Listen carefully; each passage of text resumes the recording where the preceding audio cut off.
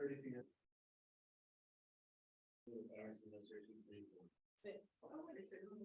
We're not, we have to wait for CDC. Okay, I'll be first then. Yes.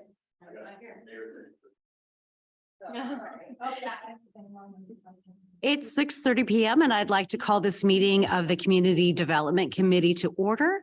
While this meeting is being held in person in consideration of the ongoing COVID-19 health concerns, we are offering the option for the public to participate through Zoom if preferred.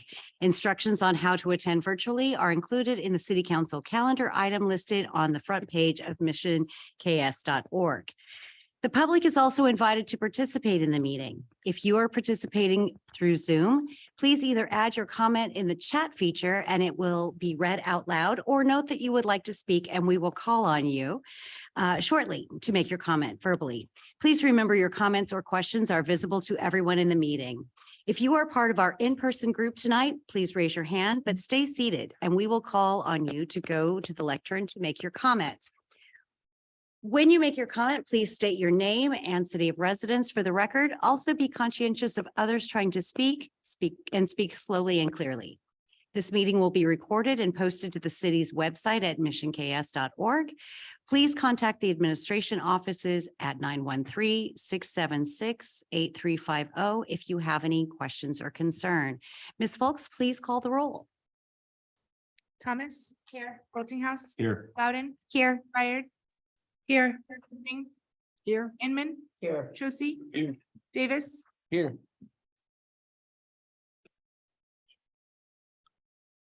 Okay, we'll now proceed with our first item of business tonight is public comment. Is there any member of the public who would like to comment now on an item that is not on our agenda tonight? Seeing none, we will now proceed with our regular agenda.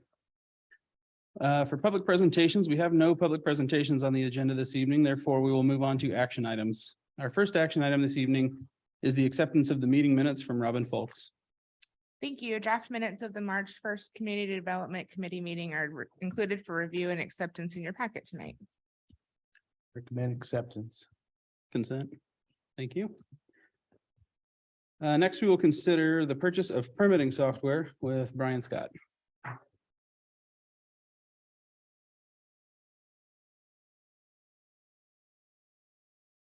Hey, thank you. This is a project that's been long in the making, much like the comp plan. So it's been my goal for several years now to improve the operations of the community development department. And we've done that with staffing. So we hired Jim Brown a few years ago as our building official. We have a planner, Carrie Kneller. And so we're kind of getting the pieces in the right places, but really to make the community development department operate like a well-oiled machine, we need software. And we've been looking at permitting software for probably 2 years now. We have existing software that is frankly beyond its useful life, to the point that it just sits on a legacy computer in the corner. We only go to it we need to retrieve historical information. Building permits, we're just literally tracking on a spreadsheet. So it's, the application comes in and Jim issues a building permit, he'll just put the number in and the address and the value and all of that, and kind of accumulate that into our reports. Code enforcement is kind of limping along with that access database I mentioned in the staff report. We have nothing at all for the land use.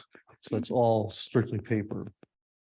So a permitting software will help us operate much more efficiently and kind of capture all that data. And there's, much to my surprise, there's lots of software out there. So we submitted the RFP. We got 9 proposals from firms, some better than others. Kind of narrowed it down through a selection process to about 5 that we wanted to do demos with. After those demos, we narrowed it down to 2 for further discussion. That was OpenGov and GovBuild. And then we kind of got busy with the onslaught of development projects. So we just kind of set the whole project aside for about a year. We picked it up again this winter. And we went back to GovBuild. Actually, did demos again with both of them. We talked again about pricing both of them. but we landed on GovBuild. And GovBuild is a fairly new company out of Manhattan. They've been picking up a lot of counties and cities around Kansas. They're starting to reach into Missouri. Locally, they've picked up Westwood, Grandview. I think they may have one or two others they're trying to sign on right now. So they're quickly growing. And their software, like a lot of these softwares, it's a service subscription software. So it's all internet-based.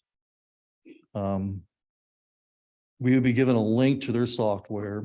So when somebody wants to submit a building application, they go to our website, they find permits, they select that, and it goes to their website. But it looks and feels like our website. It's got our logo, our coloring scheme. No one would ever know they're actually on somebody else's website.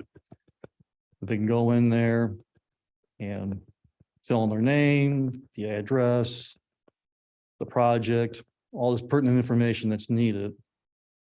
Upload all of that, upload all of their construction documents. If there's a plan review fee, the software will calculate that. They can pay with their credit card. And then we get it the next morning when we come in. And that's the beauty of it. They can do it night or day, anytime. So there's no having to come into City Hall 4:45, trying to fill out an application at the end of the day. They can do it in the evening or early morning. We receive an R end, and in the software, we've actually mapped out a workflow. And we can rearrange that workflow as things change. But software knows where to send that application to, begin the review process. It's capturing all the comments that Jim and Carrie and everybody else is looking at the plan. Celia too, she would have access to the software. At one point, the applicant can actually go in and see those comments and respond to those comments in real time. We can kind of compile them all into an email and send it back to the applicant through the software, and they can respond to it. There's deadlines that the software sets up. So if somebody's not responding to the review quickly enough, it'll send an email, hey, this is sitting out there, you need to review it. And if they still don't respond, then they send an email to me saying, Jim hasn't reviewed the plans yet, Jim needs to get on it. So I can go talk to Jim and see what's going on. That's the way we do it. Jim's not like that. This is an example. Jim's always very prudent about reviewing his plans. So that's the software in a nutshell. The beauty of it is it can really be adaptable to anything. So it's not just building permits or land use permits, but it can be business applications. It can be alarm fees or alarm permits issued by the police department. Right-of-way permits that are issued by the Public Works Department. So there's a lot of applications for software across the organization. Our goal is to kind of get it up and running in the community development department, get warm and fuzzy with it. And we feel comfortable with it. We'll start bringing on the other departments. So we'll re-engineer the entire business license process, bring that on. Right-of-way permits, alarm permits, anything else that seems applicable that would work for this software. It is a subscription-based software, so there is an annual fee for that. And the annual fee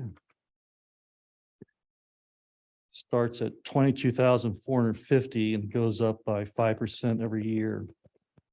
And I was a little taken aback by that at first, but the vendor made a good point. Given inflation right now, a 5% escalator seems pretty good.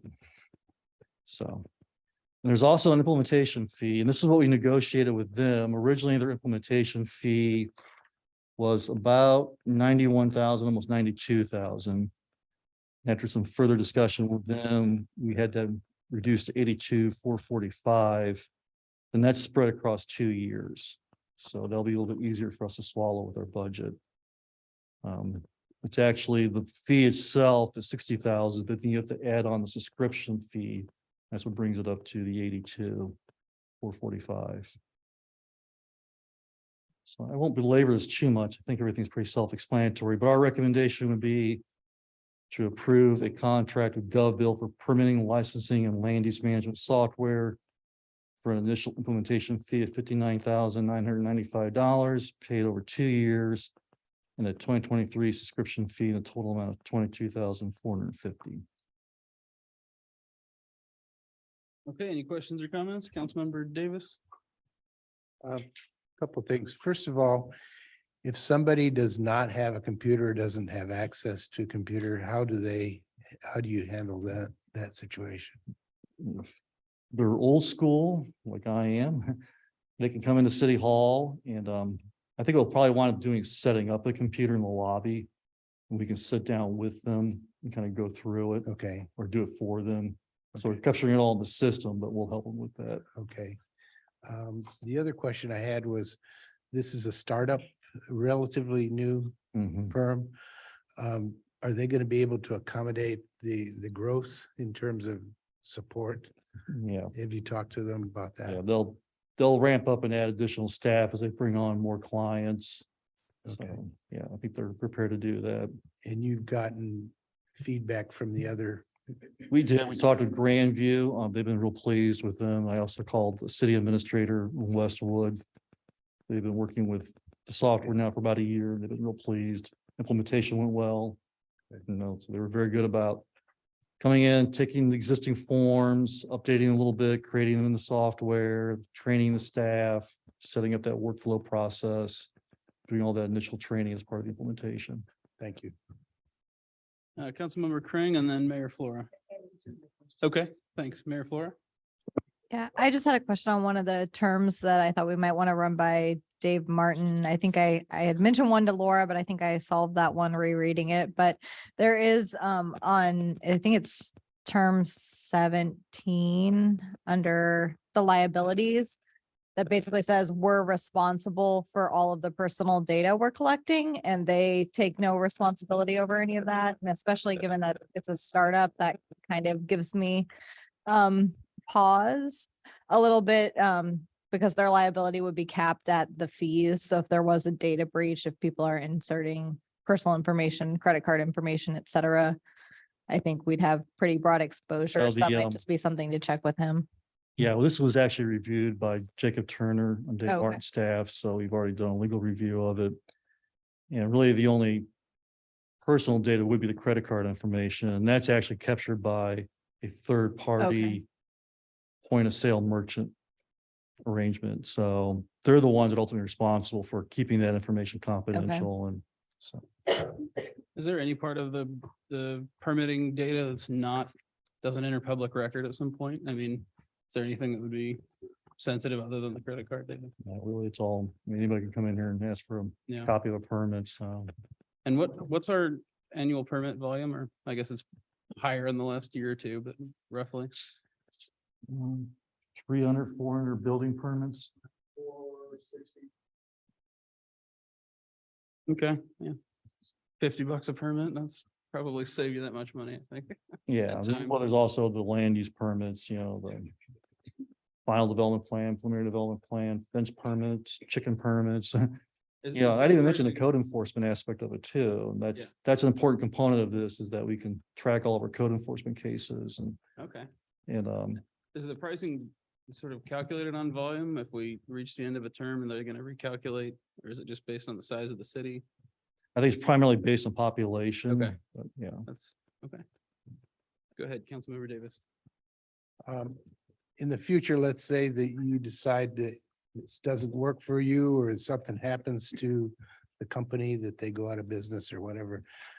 What's the security in terms of having the information or getting access to it, and also reporting capability for you on a regular basis? yeah, that was one of the questions we had in the RFP, and they committed to ability to be able to download all the data into a format that we can upload it into a new software. We choose to do that. So. Any other questions or comments? Is there a recommendation for this item? Recommend we take it to council. Consent. Consent, all right? Okay, All right. all right. Next, also from Brian Scott, we have a contract for supplemental building inspection services from FSC Incorporated. Okay, Jim is our building official. And he's really the only staff member we have on safety, building safety right now. So he's reviewing all the plans that come in. He's going out and doing the inspections. He's also overseeing code enforcement. So given the volume of work that we have going on right now, he is spread very thin. You were gracious enough in giving us a building inspector. And we did interviews a couple of weeks ago. We actually had some really good candidates. I was very pleased. We have it narrowed down to 2, and I'm doing reference checks on them right now and hoping to make a selection and make an offer by the end of this week. But even with a building inspector coming on board, we're still not going to be able to keep up with the volume of work. And we just think back over the past year, the projects that have come through. We obviously have, residency of Rock Creek that's coming out of the ground now. It's well under construction. But then it's kind of working from west to east.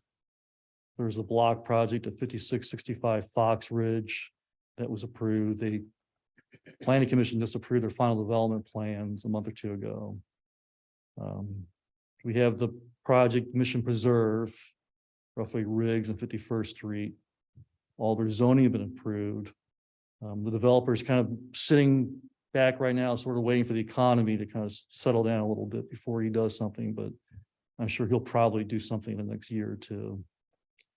And then we have 58 in all. So we're under discussions right now with them about incentives, but they're very anxious to get going. We have Mission Vale. They've received all of their approvals. Their construction documents are in for review. I'm sure they'll be breaking ground in the next few months. We get the Mill House project that's under consideration right now. A lot going on. And we also have a couple of private projects, Rushton Elementary School, and then the Nelson Treatment Plant. So it's more than a full plate for 1 or 2 individuals. So with that, we reached out to FSC back in the summer, and began discussions with them about utilizing them as kind of a third-party service to sort of get us through some of this workload. And FSC is a firm that we've worked with before on the Gateway project when they were going great guns back in 2018, 2019. It was just myself. I didn't have Jim or Carrie back then. And we were pretty pleased with their work. They reviewed all the plans and did some initial inspections on what was built out there. So we would like to utilize them again. We've asked them for costing on the residents at Rock Creek and the Rushton Elementary School, because we know those are the 2 projects where a building permit's actually been issued and construction on their way. And so the total amount for what they quoted us was $230,000 for those 2 projects. And so we're asking to engage in a contract with them to provide inspection services for those 2 projects for a total not to exceed $230,000. Any questions or comments from the committee? Councilmember Thomas? Thank you. Sorry. Can I Google this? I know that we didn't budget for this item, and this seems like a good problem to have in my perspective, but I know we didn't budget for this. I'm just curious if we did budget on the revenue side for the Rock Creek and Rushton permit fees. Yes, yeah. So we budgeted this year for the revenue of $270,000, yeah. but we didn't budget for the expense of what this contract will be. Right, yeah, so we budgeted for those 2 projects. And I think we included maybe one other, I can't remember what it was. Kind of I think it was Mission Preserve, kind of anticipation that those projects be coming out of the ground this year. So we actually be issuing building permits. So bottom line, we're looking at another $270,000 that would just kind of come from our bottom line for the year. Is that right? Is that a fair way to think of it, or is there another? Yes and no, I think you don't have. It's not all gonna be expensed in this current budget year. So there's some carryover. There were probably some of those permitting fees that were collected in the 2022 budget. And so it's kind of this running total of some of that. So it will be spread out over time. So there won't be that dramatic impact for that. And that's part of why We really tried to sit down and put pencil to that over the last couple of months and why it's taken us a little bit longer to bring that forward for you. And then Brian, I don't think, unless I missed it, but in your action item, I know you talked about the fee schedule that's coming forward Mhm. next month, but you may want to just touch on that as well. Sort of something else that I wanted to do to kind of make things go much smoother is to create a fee schedule. And so I've begun drafting that, and I plan to bring that to the city council in the next month or two, but we have two issues. One, we issue permits. We don't always have anything reliable to collect a fee on. A great example of that is the right-of-way permit. So it says in our code that we have to issue a right-of-way permit, and we have the form, but there's nothing that says what the fee is for the right-of-way permit. And then it's kind of a mumble jumble. You'll find a fee here. I found fees for the preliminary development plans and the final development plans and a resolution. And I purely stumbled by accident. And so there's nothing that kind of captures all that information in one place, and it's consistent. And then the second issue is a lot of those fees are out of date. Like that resolution was passed almost 20 years ago. And we're charging people like $400 or $500 for a preliminary development plan review. We're spending countless hours on that, staff time, and again, using consultants. It would be nice to be able to try to make that a more reasonable number for the applicant. I think some of these folks wouldn't bat an eye if they paid 3 times that much, frankly. There's legal notice we have to pay for, mailings of all the notices for public hearings we have to pay for. There's a number of things that doesn't even begin to cover the cost. So, and the software too. I'd like to be able to recoup some of the costs for the software from the fees. So we need to revisit those fees and increase them. And that would probably, I think that'd be applicable too for the building fees. So we could recover some of our costs for that as well, for the building permits. Any other questions or comments? Councilmember Craig? I have a question. Brian, in the past, we've done rental inspections through the county. Does the county offer any services on building inspections? They used to, you're right, and then they had some retirements. They took advantage of the retirement to kind of restructure their operations. And at that time, they told the smaller cities like us that they had been providing those services to, that they weren't going to do that anymore. So, Thank you. Any other questions or comments? Okay, is there a recommendation? Yeah, I'd recommend that we take this to council, non-consent. Okay. Everyone all right with that? Okay. And next with Brian Scott again, an action item for consideration of declaring a structure as unfit for human habitation. Okay, do you want to first, Jim, or you want me to do it? Okay. This has been Jim's project, so I'll let him. Okay.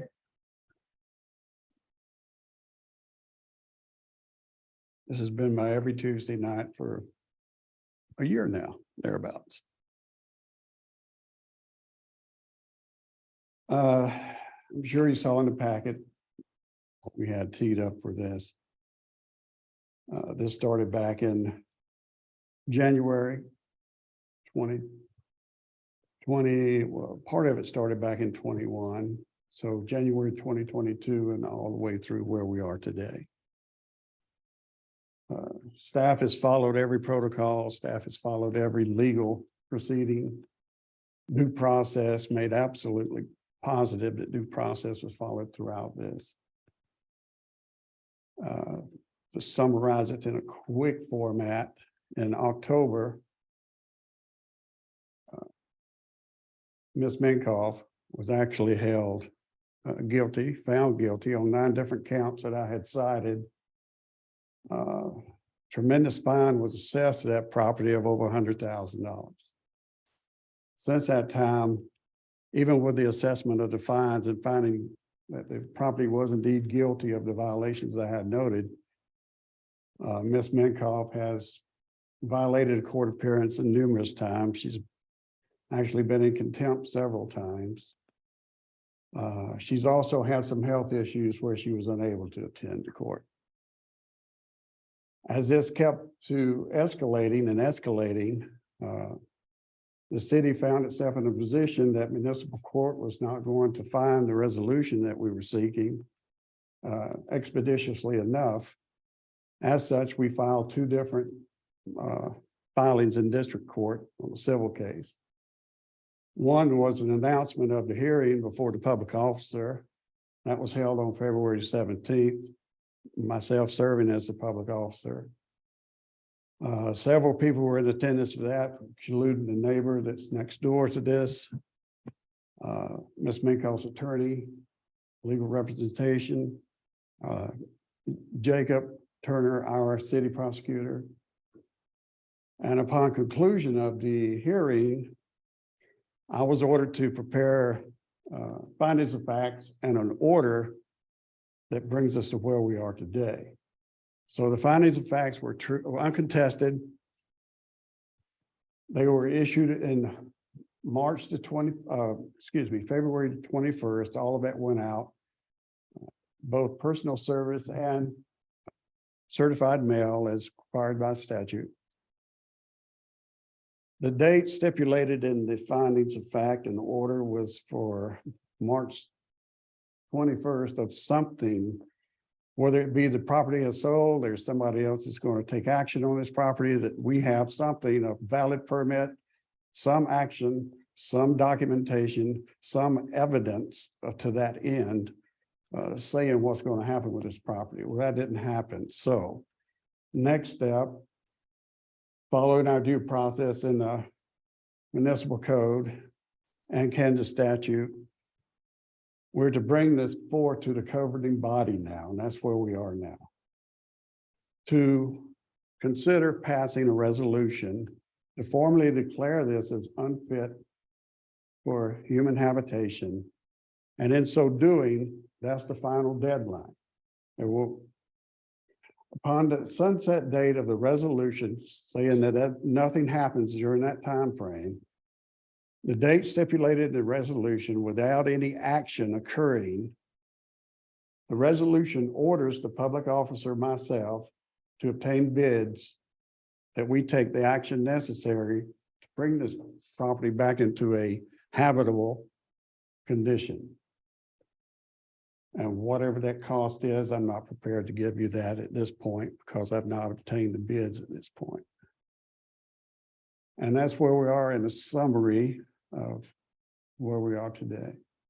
So staff was asking that this go forth to council and have a formal decision made on April 19th. Any questions? Councilmember Kring. Does the owner of the property need to be here when the decision is made? Yes. The owner of the property will be invited to that council meeting to hear the decision that's made. He's also in attendance this evening. Okay. How many people currently reside in that house? How many people? One. Wait, I think. So Ms. Yeah, Minkoff, Miss Minkoff isn't here no, tonight. she won't be in And attendance. she's not required to be No. here. She's given notice that of the hearing that will be held next week.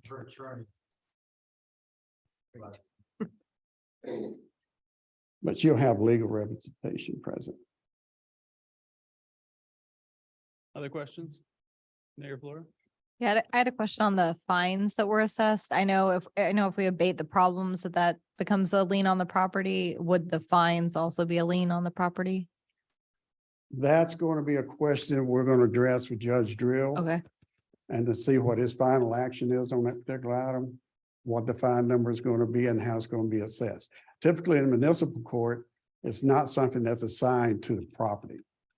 That's more so on a civil action. So the actions that I file basically are what we call less pending action based on whatever these numbers are going to be when it comes down to if the city has to take action, what those costs are so that we can assess it to the property. If that can absorb some of the municipal court fines, that's a discussion we'll have with the judge, see how that works. Councilmember Loudon.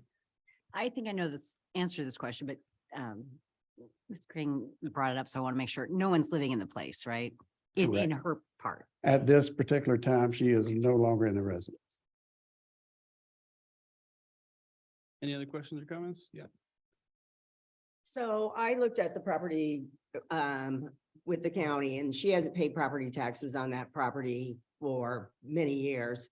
So are you concerned that, you know, where is the funding when the property is sold? There's going to be property taxes that are due. We've got fines assessed and then potential. I mean, that could be substantially more than the property is worth. I had the same question, so I reached out to the county about a week ago and waiting to get an answer from them, from their legal department. So, Yeah, just doing the math. I mean, you think it'd be hard to sell the property and recover the costs. Yeah. Any other questions or comments? Thanks, Jim. Is there a recommendation? I'm gonna say this would be a non-consent. Yeah, Okay. you don't really need a recommendation at this point. Okay. We showed it as an action item because you will have kind of that hearing and establish the findings of fact and consider the resolution, but so it definitely will be on your regular agenda. Okay. Thanks, Jim. Okay, our next action item. Let's see, are we gonna have, we have an action item number 5 with Celia Duran for the 5-year CARS program. Good evening, Mayor and Council.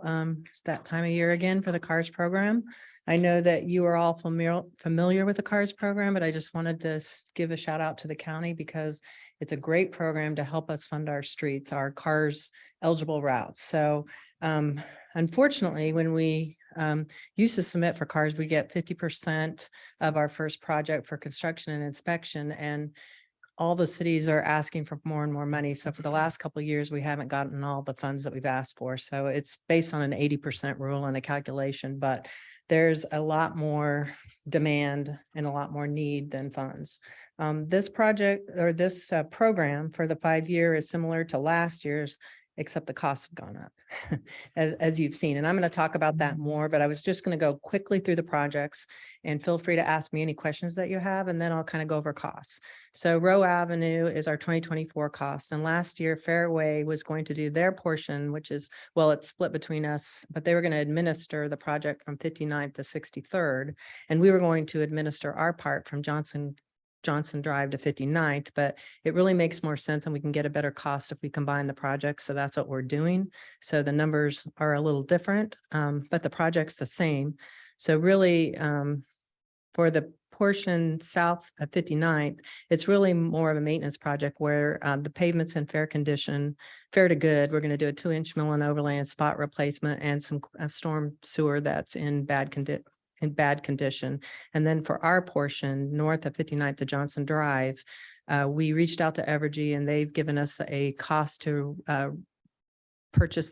buy out the signal and install our own of about $32,000 for each our city and Roland Park. So that's fairly inexpensive to go ahead and buy out that signal, and it helps us to be able to maintain and have control. So that would include repairing that lovely median that is in poor condition, installing the signal, putting a sidewalk on the east side of Row by the JCW, and there is a portion of funds that they will help pay for that, and putting a crosswalk on the east side to cross over those KDOT entrances onto Shawnee Mission Parkway.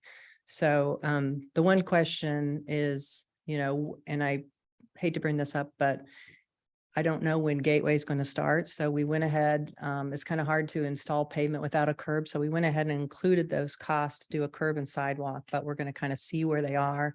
And then we can make that decision of how we do that, whether we just put in the curb and wait for the sidewalk for them. So it's in the costs, and we'll just see where it goes. 63rd Street from Knoll to Row Avenue. The reason why you got an agenda change is this year we went out and did pavement cores and found out that there's only 6 inches of pavement, and our side is a lot worse than their side. We had to shut it down last year to do some pavement repairs. Prairie Village has replaced all their concrete and their sidewalk, and their pavement's in fairly good condition. So they decided they really didn't want to do a full depth reconstruction. They want to do a 3-inch mill and overlay. So the costs have decreased, and So now we're proposing a mill and overlay, pavement repairs, and a lot of replacement of curb and gutter and sidewalks and ADA on our side. The 2026 project is our Johnson Drive highly anticipated project. And I know the costs have gone up, but what we're really working on is really honing in onto those costs this year, because next year we need to start design. So what we're looking at is right-of-way costs. We don't have a lot of right-of-way along that section. We have right-of-way, but if we want to build an 8-foot wide sidewalk, we need a lot more right-of-way. So we're looking at what would that impact be? What would the cost be? Comparing that, and then we'll come back. The other big question is the interceptor. And I just talked to our designer for the Rock Creek PPS, and one of those options is to have the interceptor, and two of those alternatives, depending on costs, may be to include the interceptor, or there's other options that we wouldn't need the interceptor. And I'll find that out next week. So I think the costs have increased, but I think that we can really dial those in. And it will include a traffic signal replacement at Barkley, the Hawk pedestrian signal at Riggs. I know that we want that before then, but it really kind of makes sense to do it with the project if everyone can just be patient on it. And then full depth reconstruction and a curb and sidewalk and ADA ramps. And the Knoll project in 2027 is pretty much a UBAS pavement repairs and spot replacement, curb and gutter and sidewalks. And then we added the 2028 project Mart Way from Woodson to Roland Drive. And what's really driving that is that's the worst pavement on the stretch. And there's some stormwater that's rated a 5, which is, they call it failed. It's not failed yet, but it's close to that. It's CMP. So that's what's driving that. But I know that there's a lot of interest in the 51st Street west of Lamar, and we can't list that project until the traffic counts are up. And so that, this 5-year program, the only project that's locked in is next year's, and then we can continue to shift. But a lot of these projects are based on joint projects with other cities. So I'll go through the costs quickly, but it's really difficult to estimate 5 years out project costs. As you can see with, our pandemic, things have really changed. Material costs have gone up, inflation. And then as far as degradation, 1 year the pavement's better, and then the next year you walk it again. So we try to do our best, and we get Olson to give us a cost estimate, and it's been increased because of the costs. And as you've seen that on all the projects, that costs unfortunately have gone up. So quickly, I just wanted to go through that. The road project, the total cost went up, but Mission portion went down because Fairway was originally going to administer the project, and they had a higher cost than when we actually walked it with them this year. 63rd Street, now that we're not doing the full depth reconstruction, the total project has gone down. Ours has gone up a little bit, mainly based on some failed pipe that we noticed and bid tabs increasing. Johnson Drive has gone up 20%. But like I said, we're working with Olson. We hope to, bring that back and bring those costs back down if possible. We're just going to really refine the scope. And as you know, we received a $6 million STP grant, so that's going to really help us. Knoll has gone up a little bit based on material costs and our estimates on bid taps. And then Martway's our new project. So I would be happy to answer any questions you have. Councilmember Davis. Couple questions. Can you define what an interceptor is? So I don't know if you remember on the Johnson Drive project east of Lamar, where they put in that very large storm, like a 4x6 storm box under Yes, there. So yes. that's what they're calling the stormwater interceptor. So they put that in Okay. to help Rock Creek flooding. So they're moving where it enters into Rock Creek further east to help the flooding, as they call it, in the downtown area. Thank you. And I have a question about the 63rd Street.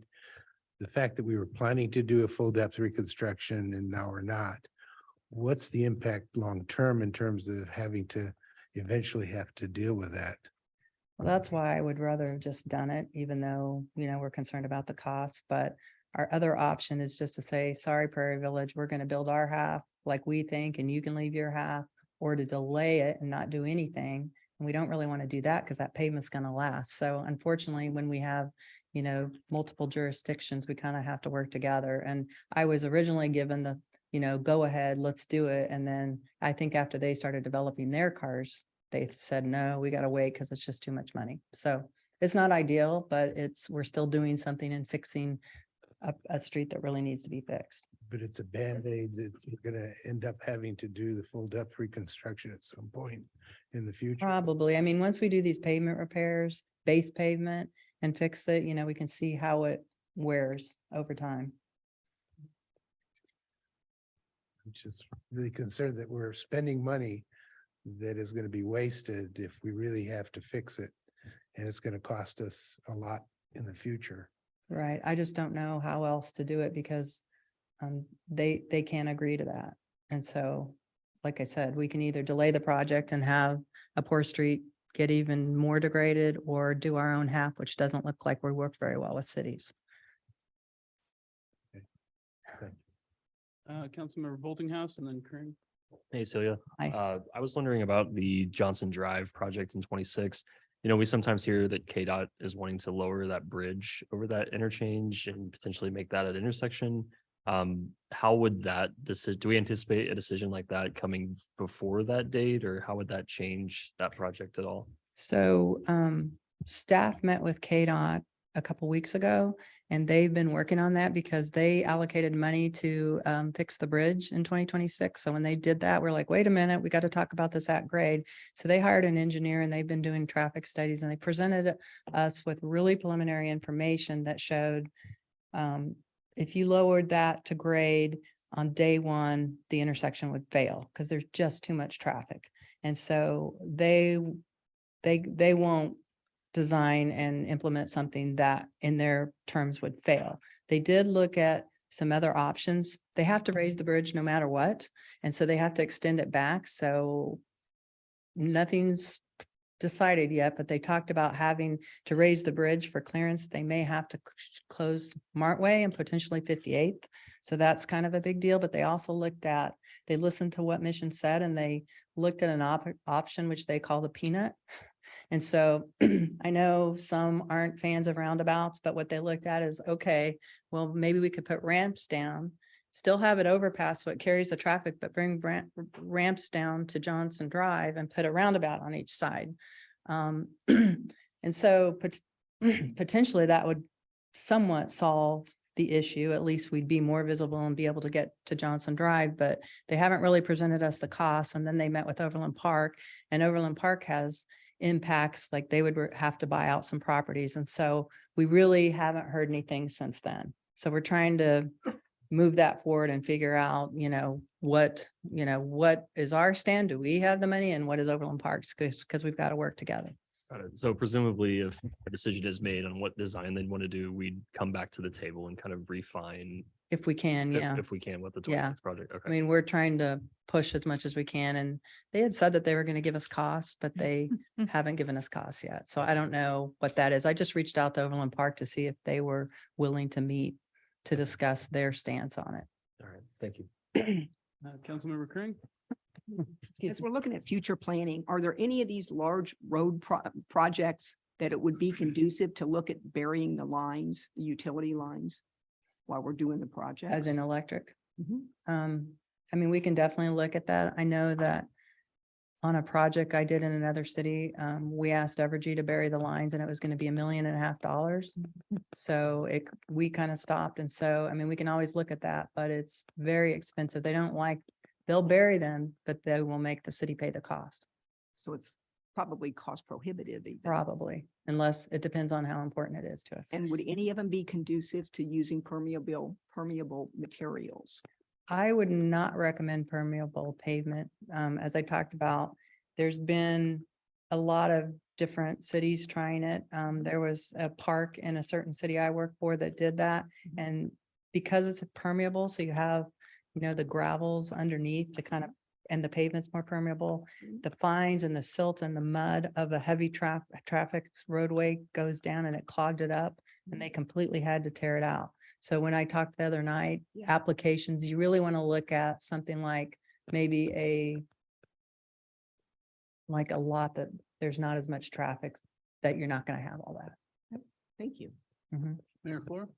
I just wanted to take a point of privilege to cheerlead Celia on the Johnson Drive project and the STP funds. Getting $6 million on for that on top of the CARS money is a huge deal. And thanks a lot for all of your hard grant writing work on that and getting that big win. That's awesome. Thank you.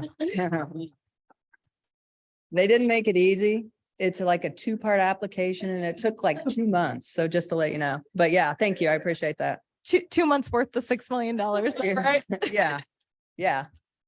What's that? My dollar, what's my Yeah. time for that? So. Right, right. Yeah, we appreciate that. And I have no love for any of the Johnson, the Metcalf business, but as far as we can do anything to keep the footprint to a reasonable size and just make it a little nicer to use as a pedestrian or anything like that. I'd love to look at anything that helps that situation. So I have a phone call with Olson tomorrow just to say, hey, with our traffic count and all those access points, does it make sense to even look at a 3-lane section? I get a little nervous about what if over time large lots develop, kind of like the locale, and then we've gone down to 3 and what do we do? So I just wanted to get their take Yeah. of what they think about it. I had a feeling you'd say that about the volume on Johnson Drive itself. I'm more interested in that overpass design. Mhm. I mean, right now it's not the nicest experience walking through there, so anything we can do for that would be great. I know a lot of high school kids are going back and forth through there and it's kind of not great. So when they redo the bridge Yeah. and they're going to bring the piers back, Yeah. there should be more room to widen that. And, I would assume we could work with Overland Park to make a wider walk through there because it is kind of weird when you drive through there and it's kind of Yeah. narrows up. So Yeah. I would assume that that's going to be addressed one way or And, another. well, is it safe to say that if that's a priority for us, that would be, Yeah. I would accommodate that? Oh, Okay. yeah, I would think so. Okay. Awesome. Councilmember Inman. Thank you. So the comp plan dictates to go ahead and have the road diet, the 3-lane. Is that correct? Are we still going to do that? Or is that where you're going to meet with Olson? It doesn't say specifically, it says evaluate and accommodate where we can. So I was just going to have a conversation with Olson just to get their take on, is it worth, even pursuing? And if we did, we'd have to do some kind of traffic model, I would think, to make sure that, especially if, depending on what they do at Metcalf and they close Martway, and then does that traffic divert, so I think we have to look at that. So it's Sure. kind of it's a big thing, but I was just going to have the conversation tomorrow and just to get their preliminary thoughts. All right, great. Thank you. And go ahead, Councilmember Davis. Just to clarify, so the KDOT is talking about absolutely closing Markway's entrance there. So what they said is because the clearance is enough on the bridge, now they have to raise it and go back farther with the piers. And that means that it's going to be higher at Martway where they don't think that there's going to be access. And I know that I would just caution us. The information we have from KDOT is very preliminary. And there are a lot of design options and there will be a public meeting that's forthcoming in probably the next 6 weeks or so, where we'll have the opportunity to really look at that. So I think there's a lot of information that as we sort of narrow the options into that funnel, I would just like us to be a little bit judicious about, what we say is happening or may happen or may not happen, because I think we're a long way away from kind of knowing what that final outcome might be. That is correct. But I was trying to share as much as we knew, but you are correct that anything goes right now. Yeah, I think I could talk about this for a while, but are there any more pressing concerns on this one? Okay.